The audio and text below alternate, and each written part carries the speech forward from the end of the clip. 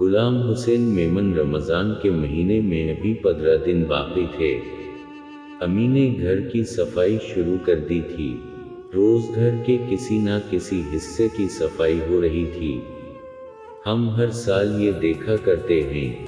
امی کہتی ہیں کہ یہ مبارک مہینہ مہمان بن کر مسلمانوں کے پاس آتا ہے اور بے شمار فضیلتوں اور برکتوں کا تحفہ ساتھ لاتا ہے۔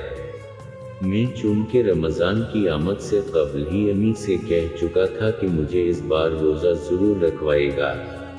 پہلے تو انہوں نے یہ کہہ کر مجھے ٹالنا چاہا کہ ابھی تمہاری عمر کم ہے، ذرا اور بڑے ہو جاؤ، مگر میرا اصرار دیکھ کر انہوں نے حامی بھر لی۔ رمضان کا چاند نظر آیا تو سب گھر والوں کی خوشی دیکھنے کے قابل تھی۔ خوش تو میں بھی بہت تھا کہ رمضان کی بہاریں دیکھنے کو مل رہی ہیں۔ جاری ہے، سب گھر والوں نے ایک دوسرے کو رمضان کے مہینے کی مبارک دی۔ امی نے پیار بھری نظروں سے مجھے دیکھا اور کہا، جب چھٹا روزہ ہوگا تو تم اپنا پہلا روزہ رکھ لینا، اس روز ہم تمہاری روزہ کشائی کریں گے۔ امی، کل کیوں نہیں؟ میں نے پوچھا تو انہوں نے پیار سے میرے سر پر ہاتھ پھیراتے ہوئے کہا، بیٹا، روزہ کشائی کی تیاری اور مہمانوں کو دعوت دینے میں کچھ وقت تو لگے گا۔ آخر وہ دن آ ہی گیا۔ سحری تو میں روز ہی کرتا تھا، مگر آج کی سحری کا خاص ہی اہتمام تھا۔ سب گھر والے مجھے کھلانے پر زور دے رہے تھے۔ ابو پریشان تھے کہ کہیں کم عمری کی وجہ سے بھوک اور پیاس مجھے پریشان نہ کرے۔ اتنی دیر میں اذان فجر ہوئی اور ہم مسجد کی طرف چل گئے۔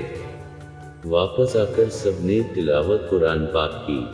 بعد میں ابو نے علیحدہ سے تلاوت اور ترجمہ سنا کر ہمیں سمجھایا۔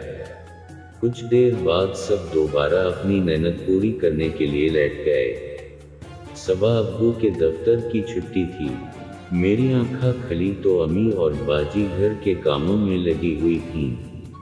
امی نے شفقت بھری نظروں سے مجھے دیکھتے ہوئے کہا کہ جاؤ سو جاؤ، میں ظہر کے وقت تمہیں جگا دوں گی، مگر میری نیند تو پوری ہو چکی تھی، اس لیے میں پڑھائی میں مصروف ہو گیا۔ میں امی اور باجی کو دیکھنے لگا کہ وہ کس شوق سے مہمانوں کے لیے اہتمام کرنے میں مصروف تھیں۔ دوپہر کے وقت پیاس اور بھوک کا احساس ہوا، مگر میں نے روزے کا تصور کر کے اسے کوئی اہمیت نہ دی۔ روزے کے تصور سے ہی میرا دل بے حد خوش تھا۔ نماز ظہر کے بعد ایک بار پھر تلاوت قرآن کا موقع ملا۔ اس کے بعد میں ہمدرد نونہال لے کر مضامین اور کہانیاں پڑھنے لگا۔ امی اور باجی باورچی خانے میں افطاری کی تیاری میں مصروف ہو گئیں۔ عصر سے کچھ دیر پہلے پیاس نے پریشان کیا، مگر میں اس وقت ٹیلی ویژن پر روزے کی فضیلت پر بیان سن رہا تھا۔ عصر کے بعد بھوک اور پیاس کی شدت میں اضافہ ہوا۔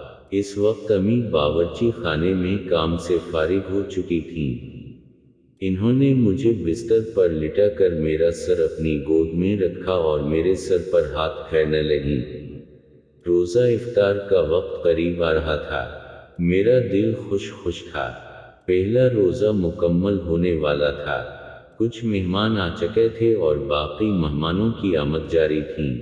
اذان مغرب کے ساتھ ہی میں نے سب کے ساتھ روزہ کھولنے کی دعا پڑھی اور کھجور اور پانی سے روزہ افطار کیا۔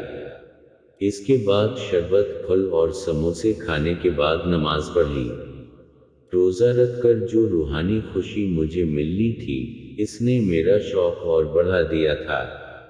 میں نے باقی روزے رکھنے کا عزم کر لیا، کیونکہ اب میں اپنے اندر روزہ رکھنے کی ہمت محسوس کر رہا تھا۔ سب عزیزوں اور گھر والوں نے مبارکباد دی اور تحفے بھی دے۔ کھانے کے بعد مہمان رخصت ہو گئے اور ہم نماز عشاء اور تراویح کے لیے مسجد کی طرف روانہ ہو گئے۔